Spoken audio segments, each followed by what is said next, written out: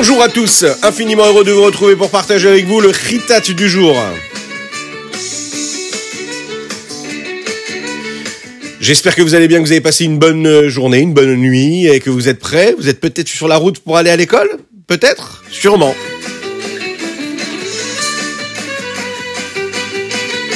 Ou peut-être que vous êtes sur la route du retour de l'école. En tout cas, on est très heureux de partager avec vous aujourd'hui le Chitat.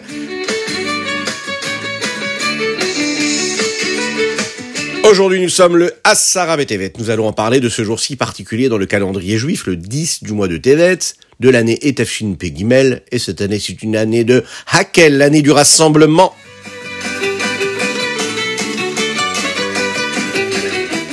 Et aujourd'hui, nous sommes mardi, le 3e jour de la semaine de la parashat Vayeri. Et nous allons commencer tout de suite avec le Chumash. Yaakov bénit les enfants de Yosef juste avant de quitter ce monde. Il va inverser ses mains. Il va poser la main droite sur Ephraïm qui lui se tenait à sa gauche. Yosef voit cela et il lui dit « Mais non papa, tu as dû te tromper ». Il décide d'inverser les mains de son père. Mais son père lui répond « Je sais que Ménaché, c'est le Bechor. C'est Ménaché, le premier-né. Et il aura une grande descendance. Par exemple Gidon qui sera un grand homme qui sauvera le peuple juif de la guerre. Mais Ephraïm sera encore plus grand que lui, puisque il aura dans sa descendance Yehoshua. Vous imaginez Yehoshua qui va aider le peuple juif à conquérir Eretz Israël. C'est Yehoshua qui va enseigner la Torah au peuple juif. Et tout le monde entier saura ce qui va se passer, surtout le jour où le soleil va cesser. C'était Gimel Tammuz. Il va se stopper pour aider Yehoshua à combattre ses ennemis. Un miracle extraordinaire. Yesimcha Elokim ke'Ephraim vechimnaché. Yaakov ici est en train de dire que tous les enfants d'Israël seront bénis et béniront leurs enfants aussi, comme Ephraim et Ménaché ont été bénis par Yaakov. Ensuite, Yaakov va dire à Yosef, tu sais, je vais quitter ce monde-là, mais Hachem sera avec toi. Dieu sera avec toi, il va t'amener en Eretz Israël, en terre d'Israël, puisque toi, tu as travaillé dur et tu as servi Dieu comme il fallait. Et tu vas te soucier de m'amener à Meharat à Marpella, pour m'enterrer ensuite là-bas. Et pour ceci, je te donne une récompense et un cadeau très particulier. C'est un endroit dans lequel tu pourras toi aussi être enterré. Et c'est à Shrem. Shechem, c'est un endroit qui a été conquis des mains des Hémorim. Et c'est de cette façon-là que Yaakov est en train de donner une bracha qui va être celle que les parents vont donner à leurs enfants à travers à toutes les générations. Et de la même manière que Yaakov a béni à Ephraïm et Ménaché, il nous bénit à travers cela, chacune et chacun d'entre nous, tous les enfants du Ham Israël, ensemble.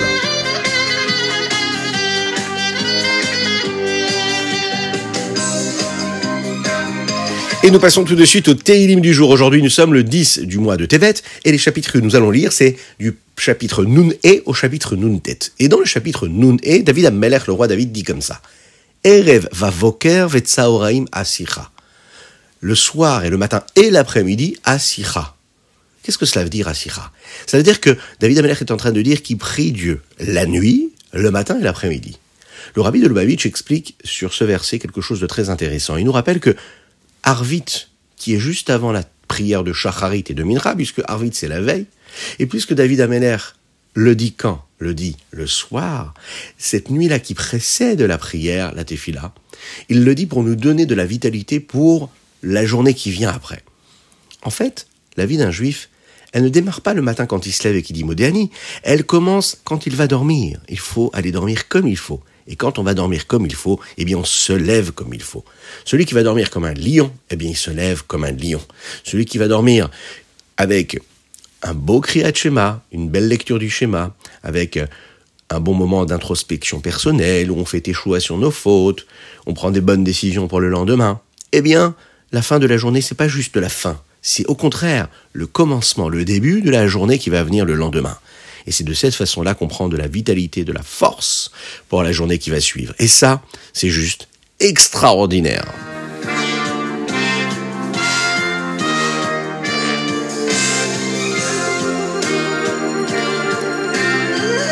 Et nous passons tout de suite au Tania du jour. Aujourd'hui, nous sommes le 10 du mois de Tevet et de l'année Pshuta. Et nous sommes dans le 9e chapitre de ce Tania-là.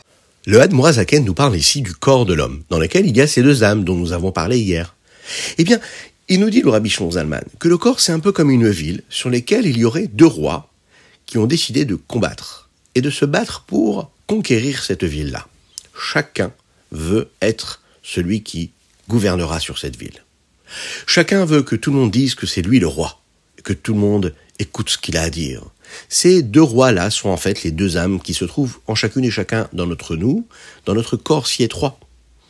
La Nefesh Haelokit, l'âme divine, elle veut être celle qui gouverne, être seule. Elle veut que le corps l'écoute et fasse tout ce qu'elle lui demande, à savoir les mitzvot, les commandements d'Hachem, des bonnes actions, des actes de bienveillance. Et il veut même autre chose. Elle voudrait que le corps soit aussi capable de maîtriser l'âme animale, et que l'âme animale écoute l'âme divine. Oui, mais de l'autre côté, nous avons un autre roi, qui est la Nefesh Bahamit, l'âme animale. Elle veut la même chose. Elle veut être la seule responsable sur le corps. Et elle veut que le corps ne l'écoute uniquement qu'elle, et pas autre chose. C'est la raison pour laquelle il y a un combat permanent. Chacun essaye de gagner le combat, et chacun se relève quand il tombe. Imaginez un petit peu ce qui se passe dans notre corps. La vérité, c'est qu'Hachem nous a donné, en fait, ce deuxième roi, l'âme animale, afin que nous puissions le gagner. Quand on a besoin de combattre un ennemi, eh bien, on devient têtu, on se renforce, parce qu'on sait que notre but à nous, c'est de faire en sorte que même l'âme animale va être enrôlée, elle sera avec nous pour servir Dieu. Et c'est ce qu'il veut Hachem. Hachem, il a créé justement pour qu'on puisse, elle aussi, l'amener à faire quelque chose de bien. En fait, il faut savoir que l'âme animale, elle veut faire ce que Dieu lui demande, et au fond d'elle, elle voudrait être gagnée, elle ne veut pas gagner la guerre, elle. Au fond d'elle, vous savez ce qu'elle veut ? Elle veut que nous puissions, elle, la maîtriser. Parce qu'elle sait qu'elle a été envoyée par Dieu pour cela. Elle ne veut pas gagner cette guerre-là. Mais elle fait ce qu'elle a à faire, elle fait son travail, elle nous met des épreuves, elle nous rend la vie difficile. Mais nous, on est fort. Il est décrit dans les livres, le Rabbi Shlomo Zalman nous dit, que si un homme n'est pas sûr de faire ce qu'il devrait faire, il a des doutes, eh bien, il doit toujours se demander dans quel état émotionnel il se trouvera après avoir fait ce qu'il vient de faire. Un exemple. Si je sais que si Chas v'Shalom je mens à mon professeur ou à ma maman ou à mon copain, eh bien, après, j'aurai comme un sentiment de remords. Je ne serai pas vraiment bien dans ma peau. Je serai un peu malheureux parce que je sais que j'ai dit quelque chose ou j'ai fait quelque chose de pas bien. Eh bien, cela veut dire déjà que c'est le Yetzer Hara, d'accord, qui est heureux que nous n'écoutions pas sa voix. C'est-à-dire que si on a des regrets, c'est quelque part même le Yetzer Hara qui nous a fait faire la faute, il n'est pas très content que nous ayons fait la faute, nous aussi. Donc en fait, il faut se dire une chose, que quand on sent que la joie n'est pas là, même quand on fait une erreur, c'est bon signe, c'est que quelque part, à la base, on est quelqu'un de bon. Quand on fait quelque chose de bien, tout le monde est heureux. Le Yetzer Tov, il est heureux parce que nous avons fait ce qu'il fallait. Le Yetzer Hara, le mauvais penchant, eh bien, il est heureux aussi parce qu'on a réussi à le gagner. Maintenant, si une personne ne fait pas ce qu'elle doit faire, eh bien, personne n'est heureux.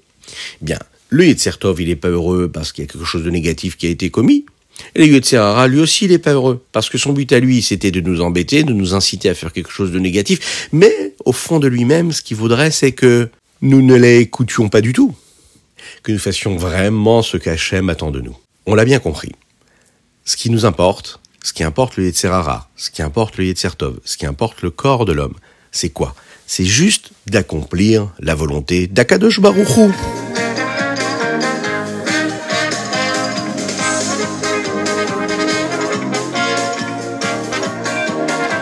Et nous arrivons au Hayom Yom aujourd'hui, le 10 du mois de Tevet. Aujourd'hui, c'est un jour de jeûne. Pour les adultes, pas pour les enfants.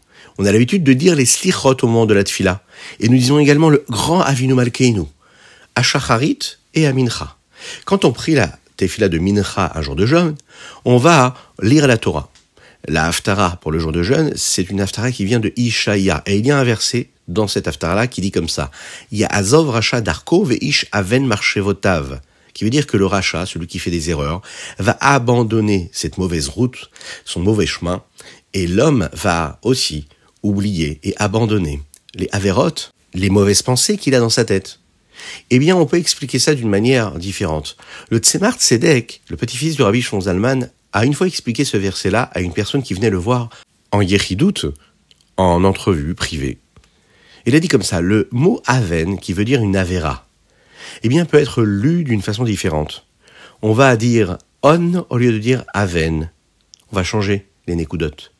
Et on, cela veut dire de la force. Le Tzemar Tzedek a dit au chassid, si un homme a en lui des avis qui sont très prononcés et qu'il a du mal à écouter les avis des autres, eh bien, il faut aussi faire teshuva sur ça. Parce que quand on n'écoute pas son prochain, eh bien, c'est une façon aussi de ne pas faire Avat Israël. Il faut, de la même manière qu'un rachat doit arrêter de faire ce qu'il fait, un homme doit aussi arrêter de toujours vouloir penser et être sûr de ce qu'il pense, de ce à quoi il pense. Il faut être capable de se dire, voilà, l'autre, il a peut-être raison. Et ce qu'il est en train de m'apporter, c'est quelque chose de beaucoup plus grand, beaucoup plus fort que je pourrais imaginer. Donc, il faut apprendre à écouter les autres. Ce qui nous amène, vous savez, à ce problème-là du manque d'Avat Israël, qui lui a aussi causé ce qui s'est passé, ce dit Tevet. Vous savez que pendant la période du premier Beth Amikdash, les armées de Nebuchadnezzar, le roi de Bavel, se sont tous rassemblés autour de Yerushalayim. Ils n'ont permis à personne de rentrer ni de sortir, même pour amener de la nourriture. Moins de 3 années après cela, c'était un jour, le Tet Tammuz, le 9 du mois de Tammuz. L'armée de Bavel est entrée à Yerushalayim. Imaginez la détresse et la tristesse dans laquelle le peuple juif se trouvait à ce moment-là. Le Tisha B'Av, le 9 du mois de Av, va être détruit, le premier Beth Amikdash. C'est donc pour cette raison que les adultes ont l'habitude de jeûner ce jour-là. À l'époque du deuxième Beth Amikdash, les chomot, les grandes murailles qui étaient autour de Yerushalayim, ont été fissurées le 17 du mois de Tammuz, et c'est la raison pour laquelle le jeûne a été repoussé à cette date-là. La Guémara, le Talmud, nous dit que le salaire qu'un homme reçoit le jour du jeûne, il est particulièrement grand et puissant lorsqu'il donne la tzedaka. C'est encore plus fort de donner de la tzedaka que le salaire que l'on reçoit quand on jeûne véritablement, quand on ne mange pas. Il faut se rappeler de donner beaucoup de tzedaka ce jour-là.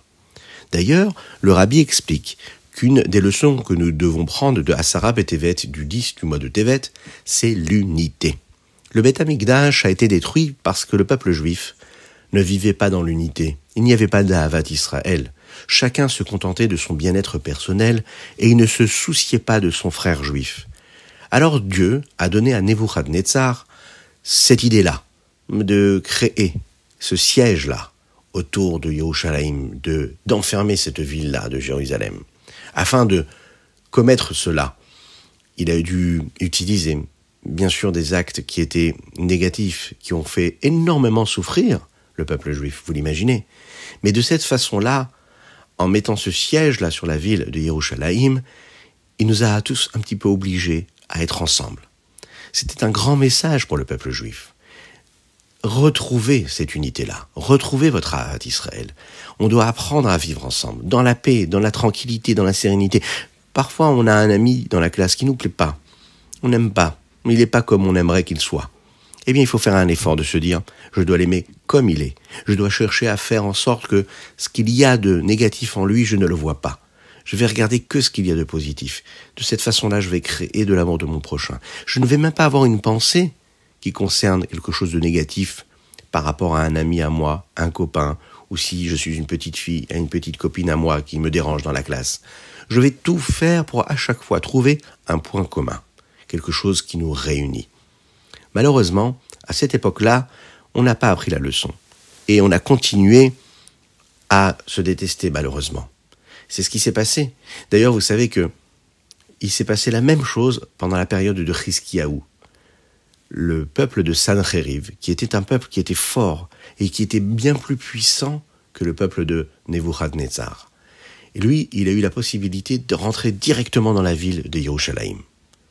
Mais Chizkiyahu va faire une tefila qui est très très grande. Chizkiyahu, c'était un roi, un grand tzaddik. Et quand Akadosh Baruch Hu, quand Dieu il a vu comment Chizkiyahu a fait tchouva et a prié pour le Ham Israël, le peuple juif, il a fait un énorme miracle et il a sauvé le peuple juif de ses souffrances. La Guémara nous explique qu'Hachem a voulu amener la Géoula totale à ce moment-là déjà. Alors, ça nous montre quoi? Ça nous montre qu'un homme, un juif, peu importe qui il est, peu importe son âge, le rabbi nous dit qu'il a le potentiel, la force de changer la situation. On est parfois dans un exil, dans une situation d'étroitesse, de difficulté. tous les jours de notre vie. On doit savoir qu'on a le potentiel, qu'on a la capacité de tout faire pour ramener la Géoula. Ça dépend de chacune et de chacun d'entre nous. Et la seule chose qu'il faut faire, c'est le croire et surtout, le vouloir en agissant comme il faut.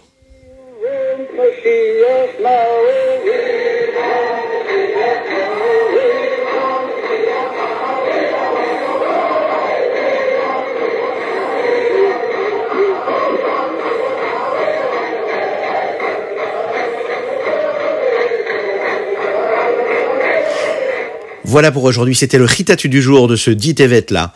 Vous savez que la dédicace que nous allons faire aujourd'hui, elle concerne une personne qui a besoin d'une grande réfoua chez les mâts. C'est Avraham Nissim Ben Sultana, qu'Hachem lui envoie une belle guérison totale et complète. Et vous vous rappelez une chose, que tous les jeunes vont être transformés en des jours de joie, Ezrat Hashem, quand Mashiach arrivera. Donc nous, ce qu'on va faire, c'est qu'on va essayer de vivre le mieux possible notre journée, de façon à faire la plus belle des teshuva, la plus belle des prières, et on va demander à Kadosh Baruch Hu de nous envoyer le Mashiach très rapidement, et on pourra se retrouver avec le Beth Amikdash, avec le Mashiach, et tous ensemble chanter et danser dans la joie. Et aujourd'hui, une spéciale dédicace pour Yosef Chaim Levi de Yerushalayim, qui nous écoute tous les jours.